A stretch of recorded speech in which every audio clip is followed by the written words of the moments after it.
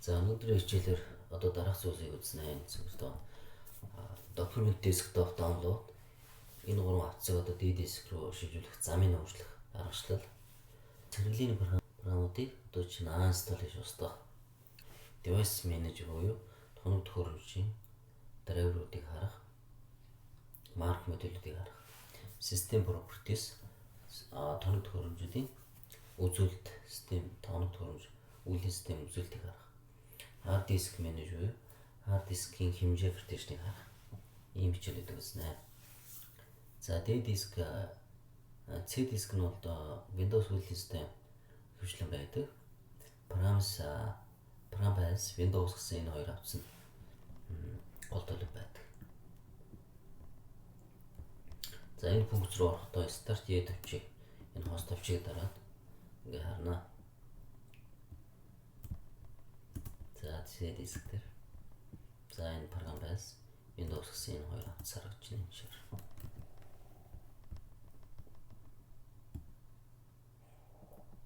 Data disk буюу ногоон диск нь бол гол төлөв бичиг баримттай файлуудыг хадгалуул илүү тохиромжтой. Анхны тохиргоо нь бол энэ desktop download документуудын цэнхэр тэмдэглэсэн C-disk нэр анх хадгалагдж байдаг. Үүний замын шилжүүлж дээр рүү заашгүй болно. За data disk-ний D-disk-ний нэрийг өөрчлөхдөө энэ start-ийг дараад mouse хоёроо дараад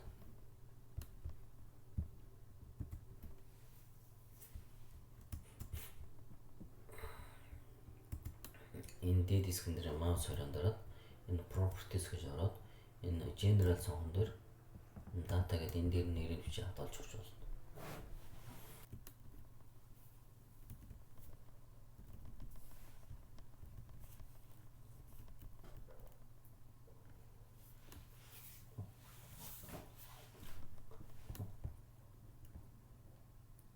Энэ desktop document download гэсэн эдгээр фолдерууд нь ерөөдөө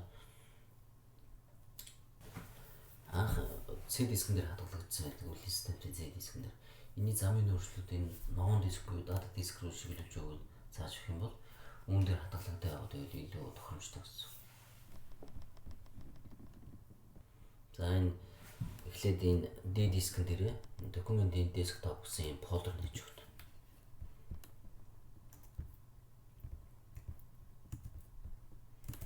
Mouse хоёроо дараад new folder гээд тэгээд document-ийн desktop гэсэн фолдер нэгээд энэ дотор бас ийм гурван фолдер шинээр үүсгэж өгнө. New гэдэг.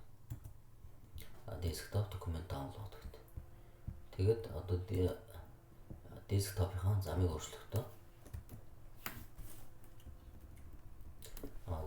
location mode гэдэг. За энэ замыг өөрчлөх гэсэн нь болохоор энэ үндсэн desktop гэсэн фолдер дээр очиод mouse хоёроо дараад тэгээд properties гэдэг хамгийн доотлох хэсэг тэгээд location гэдэг тэгээд mode гэдэг D-disk дээр их замаа зааж өгнө. D-disk. За тэгээд document desktop гэсэн фолдер дотор desktop-ын зааж өгөөд OK select гэдэг тэгээд OK гэнэ. Тэгвэл одоо чинь өмнө байгаа одоо чинь desktop дээр байгаа бүх файлуудыг одоо чинь cut хийж үлдээлгүйгээр зөөх гэж асуугаад OK гэдээ харахад одоо автоматар зөөгдөн бүх файлууд. Бусад хоёр файлуудыг бас яг энэ аргаар тохируулаад өгөх хэрэгтэй. Тохируулаад D-disk руу хадгалахаар зааж өгвөл илүү тохиромжтой.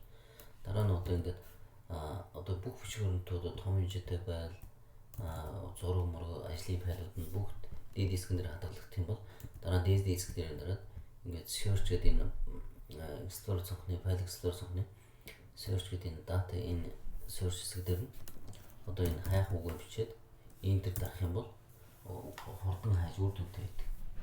Тэгэж одоо чинь system disk-ний ачаал ерөөдөө эрс байх хэвээр.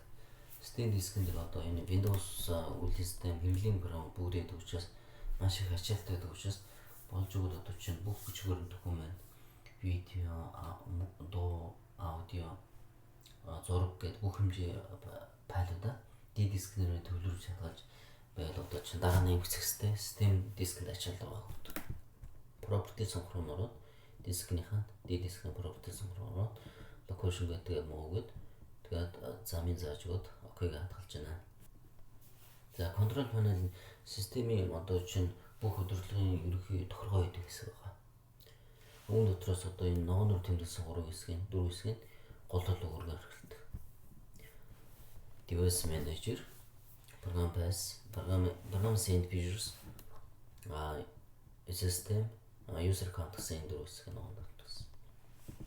За энэ Small Account нь болохоор Control Panel-ийн бүх функцүүдийг харах үед энэ Small Icons гэдгийг дээрээс сонгож хардаг. За энэ Start-аар хост тавьчих дараад Control гэж бичээд окей. Компьютер дээр бол маш олон хэрэглээний програмууд нэмж суулгасан байдаг. Тэрийг устгахын тулд uninstall гэсэн функцийг хэрэглэнэ. За энэ дээр програм гэж бичингүүд курсор автоматар програм хэсэг дээр нь очиж байна. Тэгээ энэ дээр дарангууд энэ компьютерт нэмж суулгасан бүх хэрэглээний програмууд гарч байна. Эндээс одоо чинь өөр хэрэглэхгүй мэдэхгүй програм байх юм бол тэрийгээ сонгоод uninstall гэж устгаж болно. Install гэдэг окей гэдэг авах юм бол энэ програм устна. Дараа нь хэрэглэх үедээ дискний install дотроос програмынхаа install setup нэх юм бол тэндээс нь суулгаж байна. За энэ болохоор энэ хөтөө нийтлэг хэрэглэдэг өдөр тутам хэрэглэдэг хэрэглээний програмууд байна. Энэ Adobe Reader Antivirus Control Panel руу ороод Program Send Features гэдэг энэ бүх хэрэглээ нэмж суулгасан хэрэглээний програм дарагдж байна. За дээр програмуудыг татах бол одоо Firefox гэдэг веб хөтөлбөр програм руу ороод за Google гэдэг тайлтай вебсайт руу ороод тэгээд одоо WinRAR гэх програм байлаа гэж бодоод WinRAR download гэдэг ингэж хаад.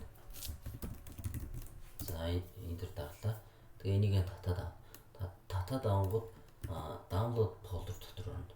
Энэ дотроос татаж авсан програмаа selectlээд cut хийгээд дискний install руу оруулна. Install гэсэн folder руу. Тэгээ үүндээ одоо чинь бүх програмуудын install setup-ыг хийгээд авах юм бол дараа нь яг хэрэгтэй үедээ setup install-ын програмын нэрийг сонгоод setup install-ын дараа суулгаад дараа нь одоо чинь байн ашиглахгүй байгаа үед бол uninstall-ыг устгах болно. За дискний install дотор ингэж харагдаж байна. Энэ дискний ногоон диск буюу install-уудны ногоон диск руу хөрөгдсөн байна харагдаж байна. Өөр компьютерийн control panel нөгөө programs гэдэг бүх хэрэглээний програмууд суулгасан харагдаж байна. Энэ ногоон одоор тэмдэглэсэн нь болохоор яг байх шаардлагатай програмууд. За энэ доошоо болоод улаан хасгаар тэмдэглэсэн нь бол нэг хэрэггүй хэрэглэгдэхгүй байх шаардлагагүй програмууд устгаж болно гэсэн. Install. За энэ цэнхэр нэмэлт тэмдэгтэй нь болохоор програмын суурь код буюу framework гэсэн. Энэ одоо чинь framework-ууд дээр хавсарч зарим хэрэглээний програмууд цогж ийс учраас эднээс их заавал хавсарч суулгаж байж тухайн хэрэглээний програм ажиллах болдог. Microsoft Visual C гэдэг эднээс надад irreducible гэдэг хэрэглээний хавсарч суулгах програмууд суурь код. За энэ шар дээд тэмдэгтэй нь болохоор тоног төхөөрөмжийн дараагаар гэсэн. Одоо принтер, сканер, саунд карт, LAN карт гэх мэт төхөөрөмж. За device manager тоног төхөөрөмжийн одоо дараагаар тоног төхөөрөмжийн марк модулуудыг харахад хэрэглэдэг програм цогоо байгаа. За энэ рүү одоо start-аар гэдэг control panel за тэгээд device гэж бичнэ. Тэгээ энэ дээр курсор орчих юм. За эндээс одоо display card, sound card, network card, сүлжээний карт, дууны карт, video card. Эдгээр тоног төхөөрөмжүүдийг маш өргөн танилж ерөнхийдөө хэрэглэдэг. Хвшлэн танилдаг.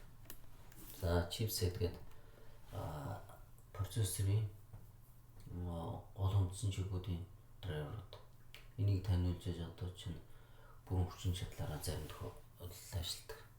За энэ display card-ны марк модель нь харагдж байна. Энэ сүлжээний LAN карт нь болохоор network adapter гэдэг LAN карт гэн R61 портой сүлжээний кабелаар ордог.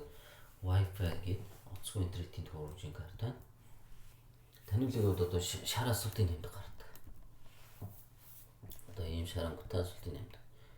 Тэгэх юм бол энэ тоног төхөөрөмж нь одоо огт ажиллахгүй юм эсвэл бүрэн хүчин чадлаараа дутуу ажиллах тохиолдол байдаг. За чипсет, LAN карт, Wi-Fi карт, модем карт. Модем карт нь болохоор интернет сүлжээний карт, USB модем, R61 порттой модем гэх мэтлэн байдаг. Интернет сүлжээний карт. За image device гэхээр сканерын драйвер, сканер тоног төхөөрөмжийн драйвер. За энэ дээр болохоор энэ тод ногоонтой нь болохоор өргөн хэрэглэгддэг драйверууд байна. Энэ image драйвер. Шар асуултын тэмдэгтээ audio device and high definition гэдэг audio bus гэдэг энэ sound card таниулаг байна. Энэ video controller VGA гэдэг энэ video card таниулаг байна. Display adapter таниулаг. За тоног төхөөрөмжийн үзүүлэлтийг харахтаа start pause-ыг дарна. Энэ компьютерын яг үндсэн 5 хэсгээс бүрдэнэ. CPU, mainboard, RAM, hard disk, Windows OS үйл систем. CPU-ны тоног төхөөрөмжийг удирдах одоо чинь тарих гэж болгон төвөдөрлөстэй. Mainboard-ны хавтан их буюу арга бис. RAM нь hard disk буюу шуурга санах. Түр хугацааны одоо чинь ой санамж буй сэтгэн бодол гэсэн. Hard disk нь хатуу диск буюу удаан хугацааны ой санамж гэж ойлгож байна. Бүх файл фолдерууд хадгалагддаг.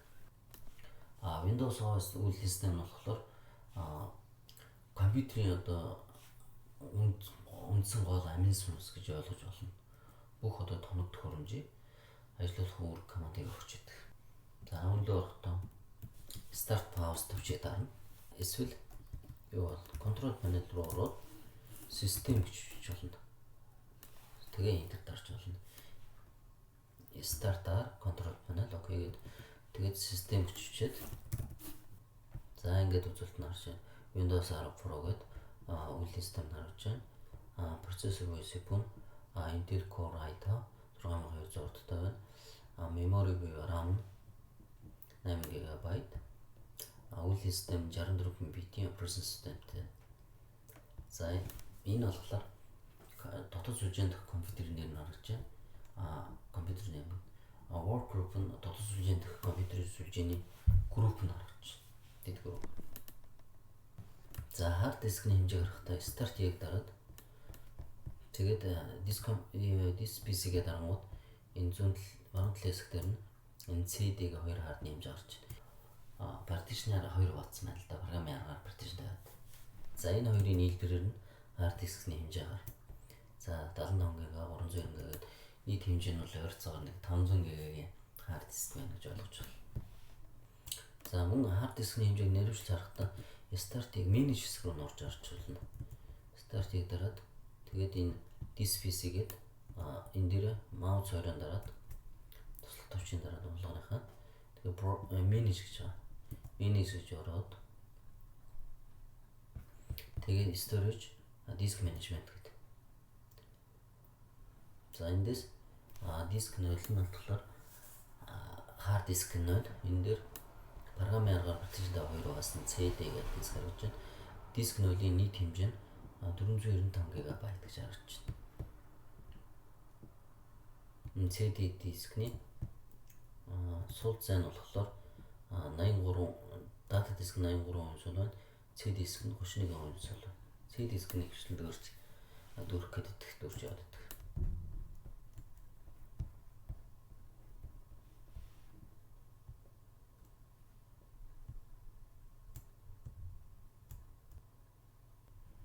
За та бүхэнд амжилт хүсье.